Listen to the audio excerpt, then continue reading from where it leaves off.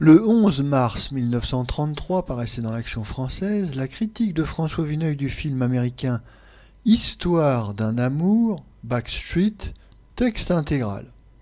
Backstreet, projeté actuellement sur l'écran du Parnasse et du studio Comartin, tient l'affiche depuis 6 semaines. Cependant, il n'est pas encore trop tard pour parler d'un spectacle que rien ne désignait sans doute, à son début, parmi une centaine d'importations californiennes, mais dont on se souviendra peut-être dans 3 ou 4 ans. Backstreet serait donc un chef-d'œuvre, ou du moins ce qu'on est convenu d'appeler ainsi au cinéma? Nous n'en croyons rien. Il ne peut y avoir d'ouvrage accompli dans un genre hybride, ne tirant presque aucune ressource d'une technique indépendante, empruntant presque tout son attrait au procédé de la littérature ou de la scène, et dont certaines images ne sont belles en soi que par la vertu des interprètes, leur science inégalée du jeu devant la caméra. Il faudrait que le cinéma nous laissât tout à fait indifférents pour que nous puissions oublier le défaut d'articulation des scènes, le déroulement verbal de l'intrigue. Le réalisateur de Backstreet est peut-être un homme de talent, mais qui a compris qu'on ne lui offrait cette fois qu'un rôle de régisseur, et s'en est tenu là. Il est inutile de citer son nom, et voilà le plus sérieux reproche que l'on puisse faire à Backstreet. Le film est la transcription théâtrale, dont l'écran n'est que le truchement, d'un livre américain. Dieu sait si l'on nous a rabattu les oreilles de ces thèses sur les droits de l'amour, ou les Dumas fils Yankees.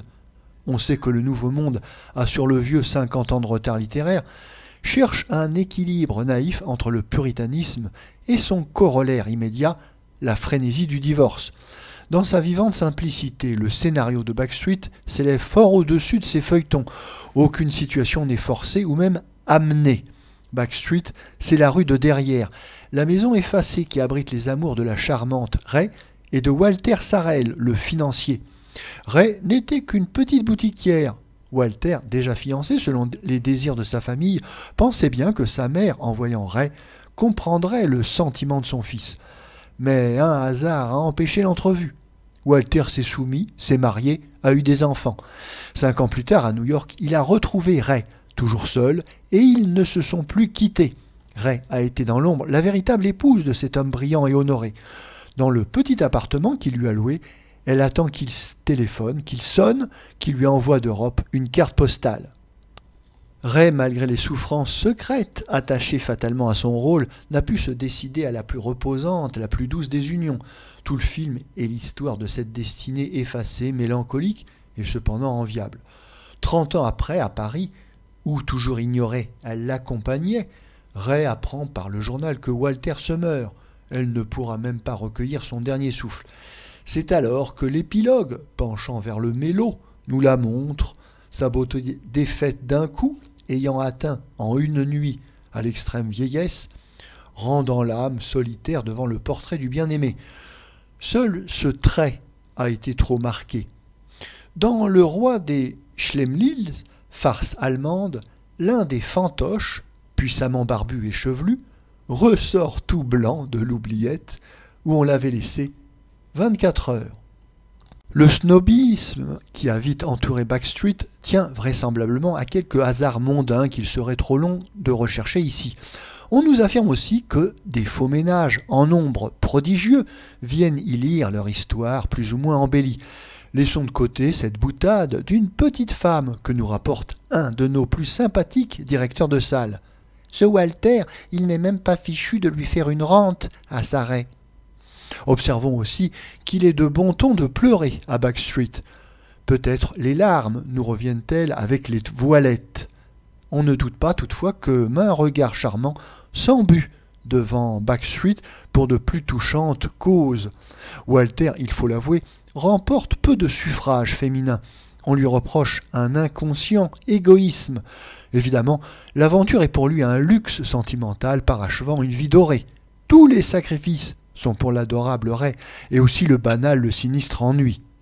Walter n'a pas eu la force de savoir vivre entièrement selon son cœur, mais c'est son seul tort. Ce n'est point si commun ce que fait cet homme. Comment ne serait-on pas séduit puis bouleversé par une telle longanimité? Sans doute est-ce Ray qui paient le plus chèrement dans l'attente et l'isolement leur magnifique rendez-vous. Walter est parfois distrait parce qu'il a les charges et les scrupules de son rang. Mais comment ne devinerait-on pas son impatience, ses déchirements? Si Ray était moins femme, ce qui serait bien dommage, ne se dirait-elle pas que leur bel amour reste incorruptible, miraculeusement vivace, à cause des obstacles qu'ils rencontrent jusqu'à la fin? Mais c'est assez montré que Backstreet, au lieu de nous proposer quelque excitant, plus ou moins bien dosé, émeut chacun, suivant l'expérience qu'il possède, le rôle qu'il joua, devant l'amour.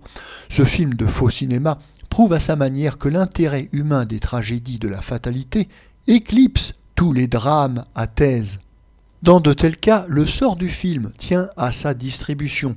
Par bonheur, l'on ne peut rêver d'interprète plus parfait à ce vaste duo d'amour qu'Irene Dunny et John Boles. Depuis la Marlène Dietrich de l'Ange Bleu, la seule dont on veuille se souvenir, aucune femme à l'écran n'avait exercé un pouvoir de séduction plus complet qu'Irene Dunny, et combien plus pur que celui de la fameuse Allemande. Du troupeau caquetant des stars surgit enfin une vraie femme, éclatante, épanouie, ne devant rien qu'à une divine santé du corps et du cœur. C'est devant cette radieuse créature que les exigences du journalisme pèsent un peu. Un article sur Irene Dunny devrait se composer comme un sonnet. Le profil de l'artiste, spirituel et doux, ravit jusque dans ses irrégularités. Sur cette splendide fille, vigoureuse et délicate, les robes de 1900 deviennent des robes de style. Ombrelle, organdie, mousseline composent autour de chacun de ses gestes le poème que l'on ne sait plus, que l'on n'ose plus écrire. Et ces gestes, ces attitudes ennoblissent toute sensualité, la confondent avec les plus irrésistibles élans de l'âme. La discrétion, chez nombre de comédiennes intelligentes, est un pis-aller, une qualité négative. Chez Irene Dunny, c'est le comble de l'expression pathétique. On renonce à dépeindre ces nuances, ces sourires qui ont pu faire prononcer les noms de Réjeanne, de la Duse. Irene Dunny le mérite par les 1000 aspects d'une nature qui lui permet de traduire les enjouements les plus naïfs comme les tristesses les plus brutales de la passion. Ne citons qu'une scène, qui est aussi la seule où l'image devienne un symbole visuel du thème, celle du cab. Sur le visage pâmé et blotti de Ray, souriant et tremblant tour à tour devant l'avenir, passent les ombres des arbres, des façades. Cela doit rester dans les annales de l'interprétation dramatique. Irene Dunny a tant de grâce que l'on n'a pas assez remarqué que John Boles était un partenaire digne d'elle en tout point, ce qui n'est pas peu dire. Il est d'une beauté un peu lourde, mais pleine de noblesse, plus britannique qu'américaine.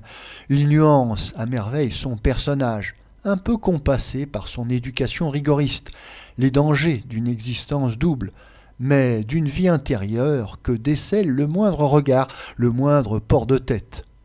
On a rarement vu au cinéma couple plus beau et moins théâtral, dans le début surtout de Backstreet, que John Boles et Irene Dunny, printaniers, ingénus et apportant cependant autour d'eux on ne sait quoi d'héroïque et de sombre. Vers la fin, par contre, ils nous semblent jouer trop jeunes. Nous n'osons espérer que l'amour en cheveux gris comporte encore ces enivrantes puérilités. On le voit, à notre sens, Backstreet ne manque pas de beautés insignes, mais qui n'ont aucun lien avec cet art des images dont nous essayons de suivre ici la lente et pénible élaboration.